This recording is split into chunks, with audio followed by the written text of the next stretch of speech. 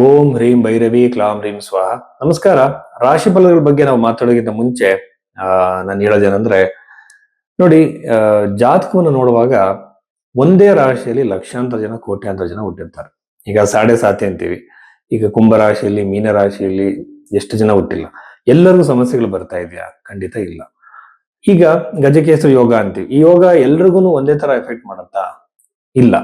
ಆದ್ರೆ ಇದನ್ನ ಕನ್ಫರ್ಮ್ ಮಾಡೋದು ಹೇಗೆ ಅಂದ್ರೆ, ನಿಮ್ಮ ಹಸ್ತರೇಖೆಗಳನ್ನ ಜಾತಕಕ್ಕೆ ಹೊಂದಾಣಿಕೆ ಮಾಡಬೇಕು.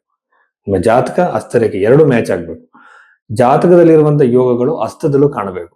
ಅಲ್ಲಿ ಗಜಕೇಸರಿ ಯೋಗ ಇದ್ರೆ ಇಲ್ಲೂ ಇರಬೇಕು, ಅಲ್ಲಿ ಕುಜದೋಷ ಇದ್ರೆ ಇಲ್ಲೂ ಇರಬೇಕು. ಒಂದೊಂದ್ಸಲ ನಮ್ಮ ಬರ್ತ್ ಟೈಮ್ ಮಿಸ್ಟೇಕ್ ಇರುತ್ತೆ. ಎರಡರಲ್ಲೂ ಮ್ಯಾಚ್ ಮಾಡಿ ಕೊನೆಗೆ ನಾನು ಅದನ್ನ ಅವರಿಗೆ ಭವಿಷ್ಯವಾಣಿನ ಹೇಳ್ತೀನಿ. ಈ ರೀತಿ ಮಾಡಿದಾಗ ತುಂಬಾ ಅಕ್ಯುರೇಟ್ ಆಗಿ ಪ್ರಿಡಿಕ್ಷನ್ ಗೊತ್ತಾಗುತ್ತೆ.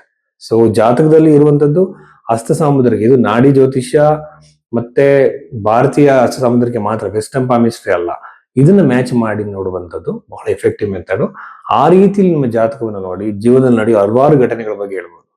ಮದುವೆ ಯಾವಾಗ, ಸಾಲ ಯಾವಾಗ ತೀರುತ್ತೆ, ಫೈನಾನ್ಷಿಯಲ್ ಸ್ಟೆಬಿಲಿಟಿ ಬಗ್ಗೆ, ಸೈಕಲಾಜಿಕಲ್ ಆರೋಗ್ಯದ ಬಗ್ಗೆ ಬಹಳಷ್ಟು ವಿಚಾರಗಳನ್ನ ಹೇಳ್ಬೋದು. ಈ ಬಗೆಯಲ್ಲಿ ನಿಮ್ಮ ಜಾತಕ ನೋಡ್ಬೇಕು ಅಂದಾಗ ನಿಮ್ಮ ಹಸ್ತರೇಖೆ, ನಿಮ್ಮ ಜಾತಕ ಎರಡನ್ನೂ ಕಳಿಸಿ, ನಿಮ್ಮ ಡೇಟ್ ಆಫ್ ಬರ್ತ್ ಮಿಸ್ಟೇಕ್ ಇದ್ರೂ ಸಹ ನಿಮ್ಮ ಜಾತಕವನ್ನ ಬಹಳ ಅಕ್ಯುರೇಟ್ ಆಗಿ ಹೇಳ್ಬೋದು. ಈ ರೀತಿ ಸರ್ವಿಸ್ ನ ನೀವು ಭೈರವಿ ಆಸ್ಟ್ರೋದಲ್ಲಿ ತಗೊಳ್ಳಿ. ಮಕರ ರಾಶಿ 2026 ಏಪ್ರಿಲ್ 19ನೇ ತಾರೀಕು ನಂತರ ಮಕರ ರಾಶಿಯಲ್ಲಿ ಹುಟ್ಟಿದಂತವರಿಗೆ ಏನೆಲ್ಲ ಪಾಸಿಟಿವ್ ನೆಗೆಟಿವ್ ಇದೆ ಅಂತ ನೋಡೋಣ. ಮಕರ ರಾಶಿಯಿಂದ ಎರಡನೇ ಮನೆಯಲ್ಲಿ ರಾಹುವಿನ ಸ್ಥಿತಿ. ರಾಹು ಎರಡನೇ ಮನೆಯಿಂದ ಮೊದಲನೇದು ಕುಟುಂಬ ಸ್ಥಾನ ಆಗಿರೋದ್ರಿಂದ ಕುಟುಂಬದಲ್ಲಿ ನೆಮ್ಮದಿ ಹಾಳಾಗೋದು, ಟೆನ್ಷನ್ಗಳಾಗೋದು, ಸುಮ್ಮನೆ ಜಗಳಗಳು, ನೋವಾಗುವಂಥದ್ದು, ಒಬ್ರಿಗೊಬ್ರು ಮಾತನ್ನ ಬಿಟ್ಟು ಬಿಡೋದು ಸಣ್ಣ ಸಣ್ಣ ಕಾರಣಕ್ಕೆ, ಇವೆಲ್ಲ ಸಾಧ್ಯತೆಗಳಾಗತ್ತೆ.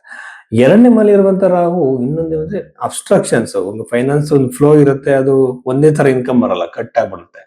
ಇಷ್ಟು ದಿನ ಚೆನ್ನಾಗಿ ಇನ್ಕಮ್ ಆಗಿರುತ್ತೆ, ಈಗ ಇದ್ದಕ್ಕಿದ್ದಂಗೆ ನಿಮಗೆ ಇನ್ಕಮ್ ಡೌನ್ ಆಗ್ಬೋದು. ಕಣ್ಣಿನ ಸಮಸ್ಯೆಗಳು ಬರ್ಬೋದು, ಕಣ್ಣಿಗೆ ಸಂಬಂಧಪಟ್ಟಂತ ಇಶ್ಯೂಸ್ಗಳು ಅತಿ ಹೆಚ್ಚಾಗ್ಬೋದು. ಮುಖದ ಮೇಲೆ ಸಂಬಂಧಪಟ್ಟ ಮೊಡವೆಗಳು ಜಾಸ್ತಿ ಆಗೋದಿರ್ಬೋದು, ಅಥವಾ ಏನೋ ಒಂದು ರಿಲೇಟೆಡ್ ಇಶ್ಯೂಸ್ಗಳು ಬಂದು ನಿಮಗೆ ನೋವಾಗ್ಬೋದು. ಎಲ್ಲ ವಿಚಾರದಲ್ಲಿ ಜಾಗ್ರತೆ ಆಗಿರಿ. ಇವೆಲ್ಲ ಮ್ಯಾನೇಜಬಲ್ ಮತ್ತೆ ಟೆಂಪರರಿ ಪ್ರಾಬ್ಲಮ್. ಹಣಕಾಸಿನ ವಿಚಾರದಲ್ಲಿ ಸಾಲವಾಗುವ ಸಾಧ್ಯತೆ, ಸಾಲಿನ ಹೊರಗಡೆ ಬರೋಕೆ ಸಮಸ್ಯೆಗಳು ಆಗ್ಬೋದು. ಯಾಕೆ ಎರಡನೇ ಮನೆ ಅಧಿಪತಿ ಮೂರನೇದಾಗಿರೋದ್ರಿಂದ ಬಹಳ ಎಫರ್ಟ್ ಹಾಕಿ ನೀವು ಸಂಪಾದನೆ ಮಾಡ್ಬೇಕಾಗತ್ತೆ. ಆಮೇಲೆ ಇದು ಬಂದು ನಿಮಗೆ ಅಷ್ಟು ಒಳ್ಳೆ ಕಾಂಬಿನೇಷನ್ಸ್ ಇಲ್ಲ. ಆರನೇ ಮನೆ ಅಧಿಪತಿ ಬಂದು ಮೂರನೇ ಮನೆಯಲ್ಲಿ ಶನಿಗ್ರಹ ಜೊತೆಯಿಂದ ಸಾಲ ಇನ್ನೂ ಹೆಚ್ಚಾಗ್ಬೋದು. ಯಾವುದೇ ಕಾರಣಕ್ಕೂ ಕೂಡ ಹೊಸ ಇನ್ವೆಸ್ಟ್ಮೆಂಟ್ ಗಳನ್ನ ಮಾಡೋದು, ದೊಡ್ಡದಾಗಿ ಇನ್ವೆಸ್ಟ್ಮೆಂಟ್ ಮಾಡುವಂಥದ್ದು, ನಿಮಗೆ ಗೊತ್ತಿಲ್ಲದೆ ಇರುವಂತಹ ಬಿಸ್ನೆಸ್ ಗಳನ್ನ ಇದು ಮಾಡುವಂಥದ್ದು ಮಾಡಕ್ ಹೋಗಬೇಡಿ. ಗೊತ್ತಿರೋ ಕಡೆ ಈಜಾಡಬೇಕು ಅಂತಾರೆ, ಹಾಗೆ ಅನ್ನೋನ್ ಆಗಿರುವಂತಹ ಬಿಸ್ನೆಸ್ ಗಳಿಗೆ ನೀವು ದುಡ್ಡು ಹಾಕಬೇಡಿ. ಚತುರ್ಥದಲ್ಲಿ ಇರುವಂತಹ ಸೂರ್ಯನಿಂದ ನಿಮಗೆ ಖಂಡಿತವಾಗಲೂ ಸಹ ಲಾಭ ಪ್ರಾಪ್ತಿ ಆಗುತ್ತೆ.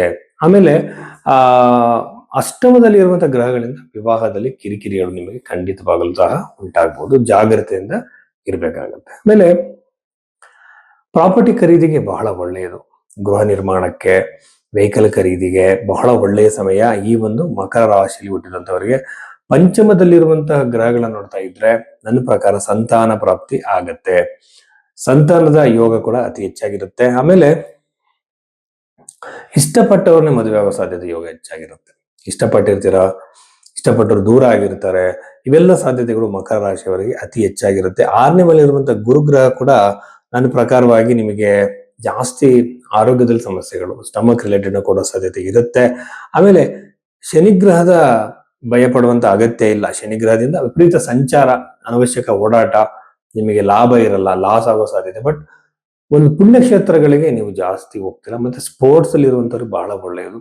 ಈ ಜಾಬ್ ರಿಲೇಟೆಡ್ ನಾವು ನೋಡೋದಾದ್ರೆ ದಶಮ ಭಾವದಲ್ಲಿ ಸೂರ್ಯನ ಶಕ್ತಿ ಇರೋದ್ರಿಂದ ಗೌರ್ಮೆಂಟ್ ಜಾಬ್ನ ಸಾಧ್ಯತೆ ಇರುತ್ತೆ.